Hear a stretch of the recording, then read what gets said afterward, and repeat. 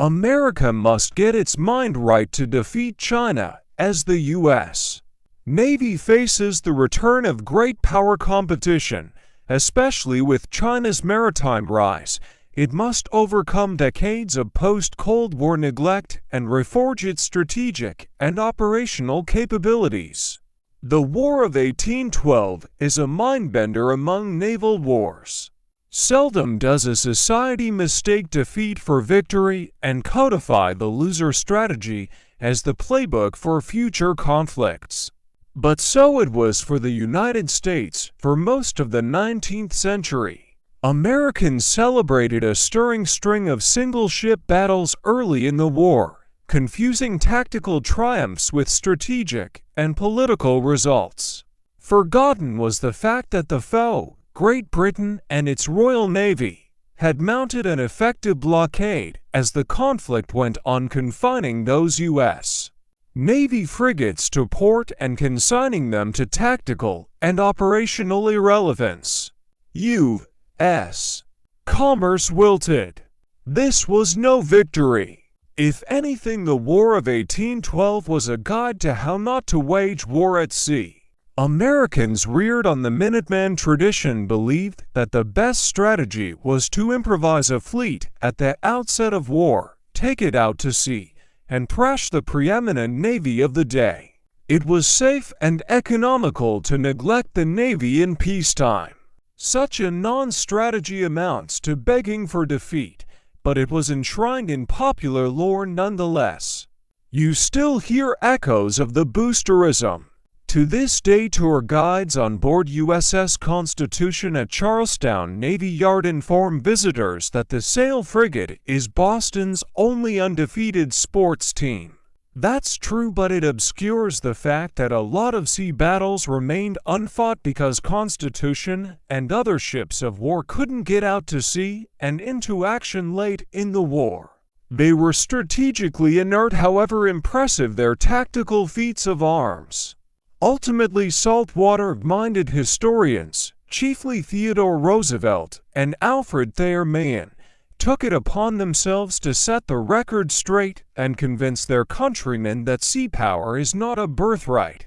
They wrote histories of the naval war of 1812 to debunk myth-making, instill a less sentimental, more accurate memory of the war, and imprint on the popular mind basic precepts of sea power.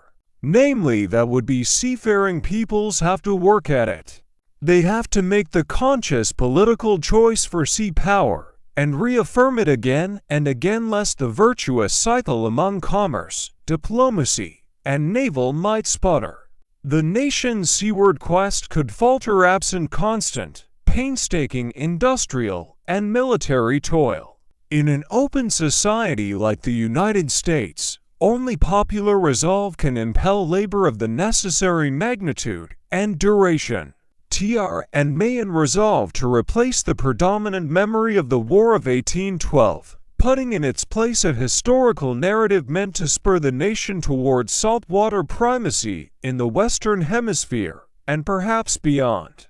To see how weird that war's legacy was, juxtapose it against the pattern typical after a smashing, unambiguous high seas victory. Oftentimes a triumphal afterglow envelops a major success at arms, blurring the minds of the victors with regard to warlike affairs. They exult at success while braying to dismantle the armory that made it possible. Government and society clamor for a peace dividend, demanding relief from heavy expenditures on armaments and military campaigns. In extreme cases, victors delude themselves into believing their victory is for all time and that history has ended, rather than dropped into a lull before the next round of strategic competition and conflict. The tendency to cut back on military preparedness is even more pronounced when no new peer competitor has surged over the horizon or appears likely to. Victors may lay down arms, leaving themselves ill-prepared for history when it makes its comeback. As it will. There are hazards to winning too big. Oftentimes, moreover, sensational victories have perverse effects on navies themselves. Think about the Battle of Trafalgar 1805, where a Royal Navy fleet commanded by Lord Horatio Nelson pasted a combined Franco-Spanish fleet and set the gold standard for decisive sea combat. Not only did Trafalgar seem to ratify the British way of marine strategy and war, it eliminated the Royal Navy's only serious rivals for maritime mastery for the better part of a century. The Royal Navy was hardly idle between the Napoleonic Wars and World War I, but it mostly fought imperial police actions against outgunned antagonists. With no peer competitor to keep it sharp, iron sharpens iron. As the proverb has it, Britain's naval establishment succumbed to all manner of bad habits. Control freakism took hold within the Admiralty and officer corps. Fleet commanders took to choreographing maneuvers intricately, starting soon after Trafalgar. Scripting subordinate commanders' actions stultified enterprise and daring-do. It wrong-footed them for the rigors of sea combat, where individual initiative is at a premium. Unthinking obedience to orders was a must in the Victorian Navy. So were immaculate paperwork, spit and polish, and other endeavors only loosely related to combat performance. Small wonder the Royal Navy's Grand Fleet underperformed when summoned to action at the Battle of Jutland 1916. What historian Andrew Gordon terms the long calmly of victory is an illusory calm. It lulls a navy into complacency. A lee is the downwind side of a landmass or other large object. Its bulk blocks out the elements or, in Gordon's metaphorical sense, the hard realities of oceanic warfare. But the wind eventually shifts to some other point of the compass. The lee ceases being a lee. Heavy weather resumes buffeting the service. History's return comes as a shock to any institution grown accustomed to sheltering from martial reality. That institution can either regenerate capability and unlearn bad habits in a hurry or lose. Much as history confronted the Royal Navy anew in the North Sea back then, the rise of a strong, seafaring, domineering China confronts today's U.S. Navy with its own return to history. If Trafalgar shielded the Royal Navy from the clangor of high-end combat for decades, the U.S. Navy has long operated in the dual lee of the Battle of Leyte Gulf 1944, whose 80th anniversary the service observed last month, and of the victory at default in the Cold War 30+ years ago 1991. Generations of naval magnates have succumbed to bad practices similar to those documented by Roosevelt, Mahan, and Gordon. It's not hard to see why. The U.S. Pacific Fleet, overseen by Admiral William F. Halsey Jr. and Vice Admiral Thomas C. Kinkaid, crushed the remnants of the Imperial Japanese Navy at Leyte Gulf. The Pacific Fleet sank its major rival and in turn deprived the U.S. Navy of a peer competitor until the rise of the Soviet Navy in the 1960s and 1970s. Leyte Gulf is America's Trafalgar. Victory let the U.S.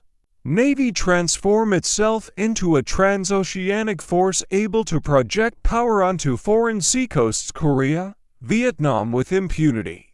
After all, no one had coastal weaponry sufficient to deny the U.S. fleet access to offshore waters needed to radiate power inland. The dearth of an antagonist possessed of comparable might and fighting prowess dulled doctrine, combat methods, and habits of mind necessary to vanquish one.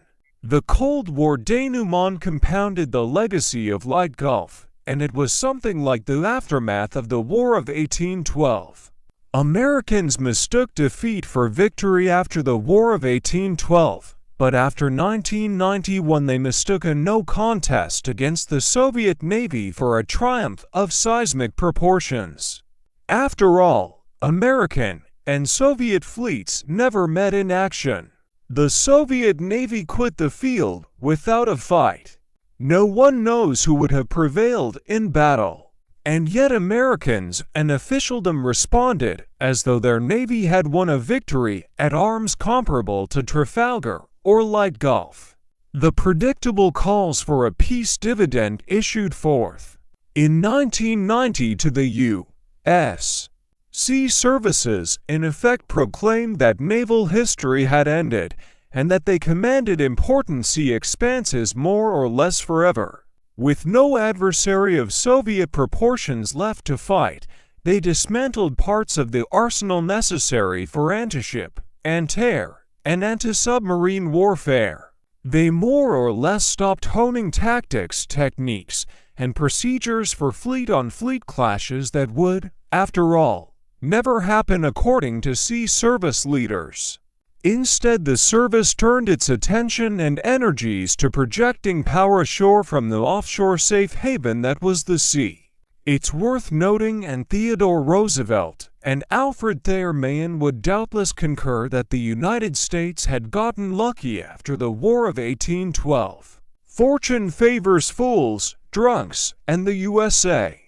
The new republic got away with misconstruing the war's lessons because for most of the century it had a silent partner in its maritime defense, namely Great Britain and the Royal Navy. Britain had reasons of its own for keeping rival European empires out of the Americas and a fleet able to enforce its will.